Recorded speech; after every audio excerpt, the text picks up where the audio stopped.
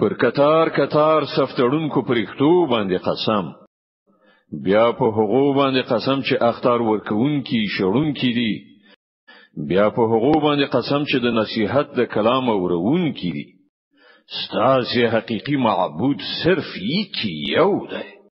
هغه ذات چې د زمکه او اسمانونو او د ټولو هغو شیانو څښتن دی چې په زمکه او اسمان کې دي او د ټولو ختیځونو څښتن. مونږ د دنیا اسمان د ستورو په ښایست سره سنگار کړای دی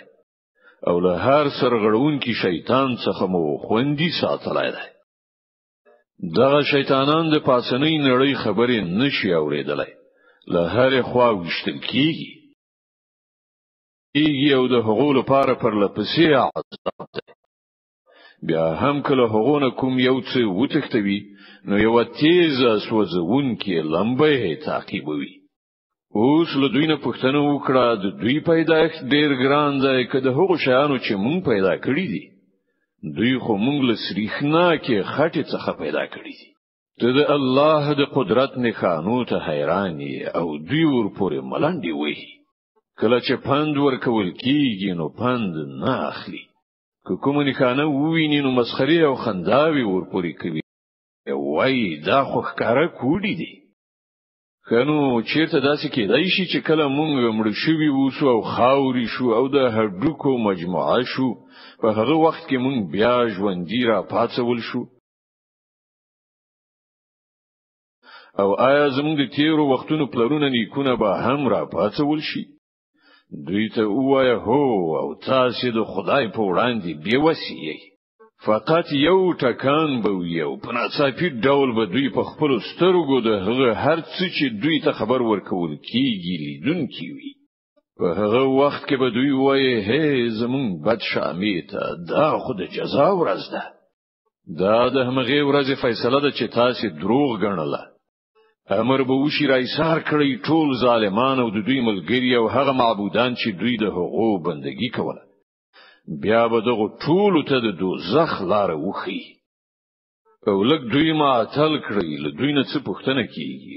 په تاسو څه وشول ول یو د بل مرسته نه کوي؟ او نن خو دوی په خپل ځانونه یو بل ته سپاري. له هغه وروسته به دوی یو بل ته مخ واړوي او یو له بل به پوښتنې شروع کړي. پیروان به خپل راهبرانو ته وایي تاسو مونږ ته لیمن لوري یعنی د خیر غوښتنې په بڼه راتلی. وی به جواب ورکړي نه، بلکې تاسو په خپل ایمان راوړونکي نه وای. زمون پر تاسو ته زور نه و، تاسو په خپل سرغړونکي وای. په پای کې مونږ د خپل پروردګار دغه فیصله مستحق شو چې مونږ د عذاب خوند څکونکي. مونږ تاسو بیلاری کړی، بشکه مونږ په خپل بیلاری شویو. په دې توګه به هغوی ټول په هغه ورځ په عذاب کې شریک وي. مونږ له مجرمانو سره دغه سي چارچلن کوو. دا هغه کسانو چې کله به دوی ته ویل کېدل الله پرته بل هیڅ بر حق معبود نشته، نو دوی به مغرور کېدل. ویل به آیا مونږ دی ولیونی شاعر په خاطر خپل معبودان پریږدو؟ په داسې حال کې چې هغه حق لزان سره راوړیو او هغه د پخوانیو پیغمبرانو تصدیق کړیو. اوس به دوی ته ویل شي چې تاسو هرو مرو د دردناک عذاب خوند سکون کیږي او تاسو ته چې هر بدله درکول کیږي د همغه عملونو درکول کیږي چې تاسو کړی دي. خو د الله غوړه شوی بندگان بل دغه ناوړه عاقبت نه محفوظ وي. د دوی لپاره معلومه روزي ده، هر راز خوندور شیان چې هغوی به پکې په درنښت ووسول شي او له نعمتونو ډک جنتونه. پر تختونه به یو بل ته مخامخ کینی، د شراب او چینونو ډک جامونه به د هغوی په منځ کې وګرځول شي. ځلان دران شراب چې د څخونکو لپاره به خوند وي. به د هغو جسم ته له هغو نه څه ضرر وي او نه به عقل ته ترنه تاوان رسي. او له هغو سره به خایسته سترګې لرونکي خځې وي چې خپل سترګې د پردیو لیدو څخه ساتلې وي. دا سینا زکی لکه د هګۍ تر پټوکی لاندې پټه شوی پرده. بیا به هغه یو بل ته په مخاړولو د حالاتو پوښتنه وکړي. له هغه نه یو تن به وایي په دنیا کې زما یو ملګری و ماته به ویل آیا ته له هغه تصدیق کوونکو څخه آیا دا رښتیا ده چې کله مونږ مړ شو او خاوري شو او د هډوکو دلی شو نو مونږ ته به سزا او جزا راکړي شي بیا به وای اوس آیا تاسو لیدل غواړئ چې هغه د حق منکر چیرته دی لدی ویلو ورسته چې څنګه هغه ټیټ شي نو د دوزخ په تل کې به هغه وویني او هغه ته په خطاب کولو سره به وایي په خدای قسم تا خو زما تباه کولو غوښتل که زما د پروردگار فضل را باندې نه وای نو نن به زه هم له هغو کسانو څخه وم چې نیول شوي راوستل شوي دي خانو آیا اوس دا یقیني نه ده چې مونږ لمړ کېدونکو څخه نه یو کوم مرګ چې مونږ ته راتلونکی یو هغه خو مخکې راغی اوس به مونږ ته هیڅ عذاب نه وي په یقیني ډول همدغه ستر بریالیتوب دی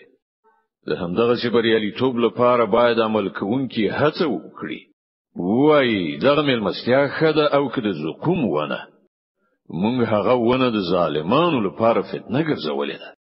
هغه یو ونه ده چې د دوزخ له تل نه راوځي د هغې غوټۍ داسې دي لکه د شیطانانو سرونه دوزخیان به هغه وخوري او له همغې نه به خپل ګیډې ډکې کړي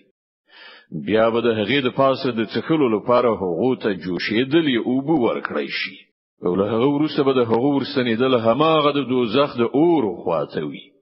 دا هغه خلک دي چې خپل پلرونه نیکونه گمراه ومندل او د همغو په نقش قدم باندې وزغلیدل په داسې حال کې چې له دوی نه مخکې ډیر خلک گمراه شوي او په هغو کې مونږ ویرونکي پیغمبران لېږلي اوس وګورئ چې د هغو ویرول شوي څه عاقبت شو دغه بد عاقبت نه فقط الله هغه بندگان ژغورل شوي دي چې هغه د خپل ځان لپاره غوړه کړی دي مونږ ته لدینه مخکې نوح غږ کړیو نو ګوره چې مونږ څنګه ښه ځواب ورکوونکیو مونږ هغه د هغه کورنۍ له ستر غم نه وژغورل او د هغه زوجات مو باقی پریخود او په ورستیو نسلونو کې مو د هغه صفات او ستاینه پریخودله سلام دی پر نوح په ټولو نړیوالو کې بشک مونږ نیکی کوونکو ته هم دغه څه غوړه بدله ورکو په حقیقت کې هغه زموږ له مؤمنو بندگانو څخه بیا بل ډله مو غرق کړه او د همدې نوح په کړنلار باندې تونکه ابراهیم کله چې ابراهیم د خپل پروردگار حضور ته په خزړ سره راغی کله چې هغه خپل پلار او قوم ته وویل دا څه شان دي چې تاسو عبادت کوئ کله چې هغه الله نه پرته په دروغ جوړ شوی معبودان غواړي نو الله د عالمینو د پروردگار په باب ستاسو څه ګمان دی بیا هغه ستورو ته یو نظر وکړ ویل زما طبیعت خراب دی نو خلکو هغه پریخود او ترې روان شو ابراهیم د هغو په غیاب کې په پټه د هغو د معبودانو درمسال ته ننوت ویل تاسو ولې خوراک نه کوئ څه شوي دي تاسو خبرې هم نه کوئ له هغه وروسته سم د لاسه پر هغو حمله وکړه او په خیل لاس سره ښه گزارونه ورکړل بیرته پراستنېدو کله چې خلکو خپل بوتان ټوټې ولیدل په منډه ابراهیم ته راغله ابراهیم ویل آیا تاسو د خپل لاسونو توګل شو شیانو بندگی کوئ په داسې حال کې چې الله تاسو هم پیدا کړی او هغه شیان هم چې تاسو جوړوي هغه په خپل منځو کې سره وویل د دل لپاره د اور ډیری تیار کړی او د تاوجن اور په لمبو کې وغورځوي په دې توګه دوی غوښتل چې د هغه د ورکولو طرحه جوړ کړي خو موږ دوی سخت ناکام کړل او ابراهیم وویل د هجرت لار به ونیسم زه د خپل پروردگار لوري ته ځم هغه به ماته لارښوونه وکړي کله چې د هجرت ځای ته ورسید په زارۍ سره وویل ای پروردگار ماته داسې زوی راکړه چې له صالحانو څخه وي د دې دعا په جواب کې موږ هغه ته دی او حلیم زغمون کې هلک زیری ورکړ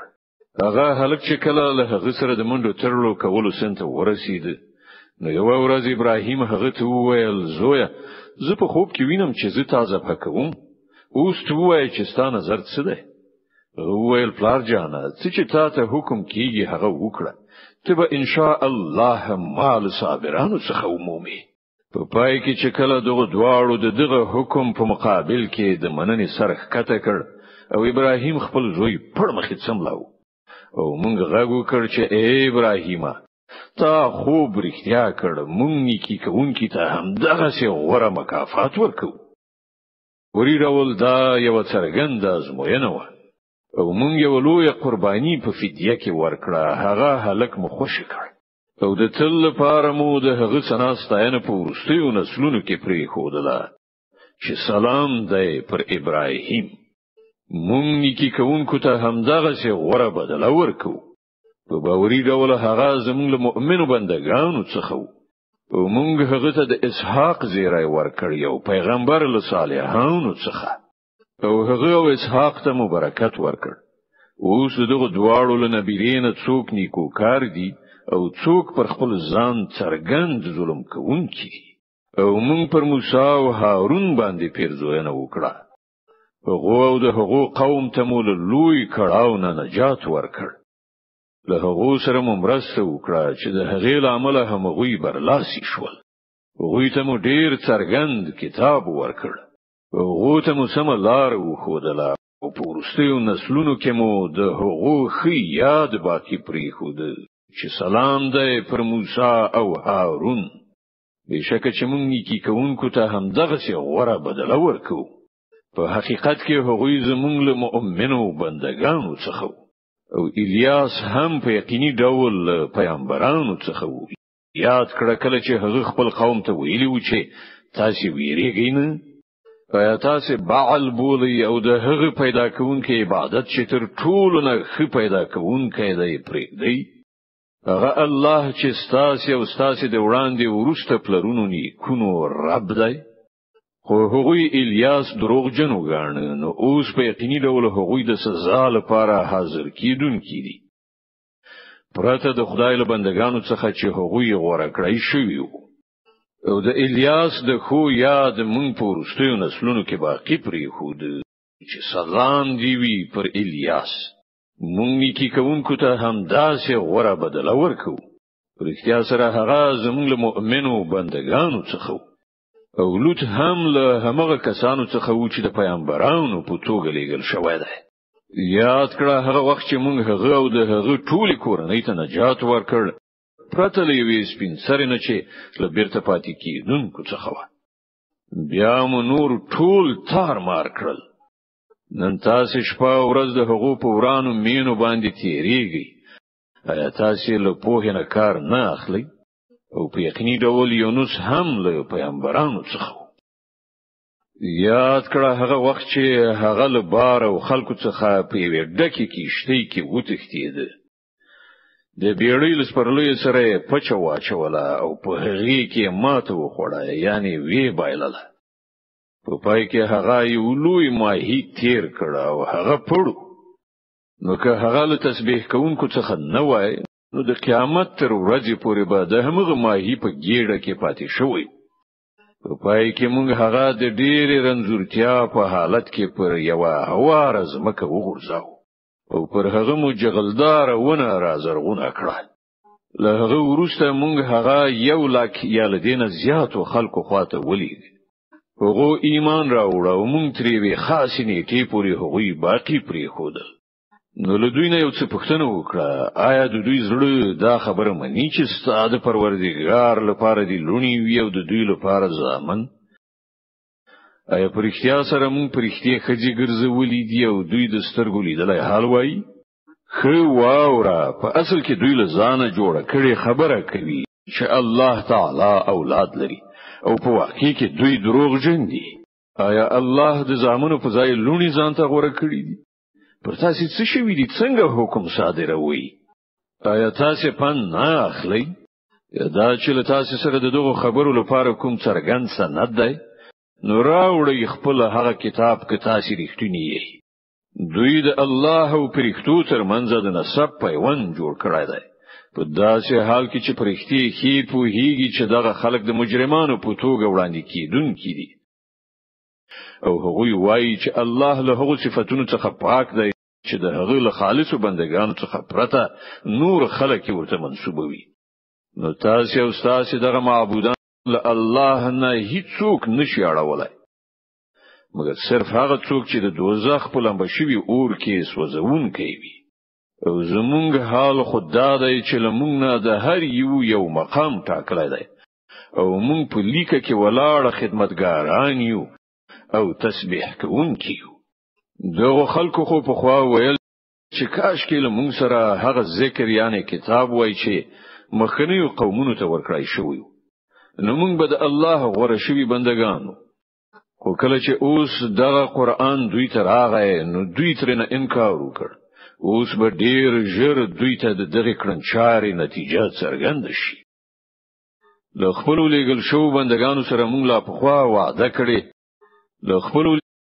چې په یقیني ډول بل هغه سره مرسته وشي او همدا زمونږ لخر به پر کافرانو برلاسي شي نو ای پیغمبر تر یو څه مودې پورې دوی په خپل حال پرېږده او لیدونکي اوسه ډیر ژر به دوی په خپل هم وګوري ایا دوی زموږ د عذاب لپاره بیړه کوي کله چې دوی په سیمه کې عذاب را نازل شي نو هغه ورځ به د هغو کسانو لپاره ډیره بدوي چې هغوی ویرول شوي دي نو د یو څه مودې لپاره دوی پرېږده او لیدونکي اوسه ډیر ژر به دوی په خپل وویني پاک د استا پروردگار د عزت څښتن له ټولو هغو خبرونه چې دوی یعنی کافرانی جوړوي پاک د استا پروردگار د عزت څښتن له ټولو هغو خبرونه چې دوی یعنی کافرانی جوړوي او سلام دی پر پیغمبرانو او ټول ستاینه یوازې الله د عالمیانو د پروردگار لپاره ده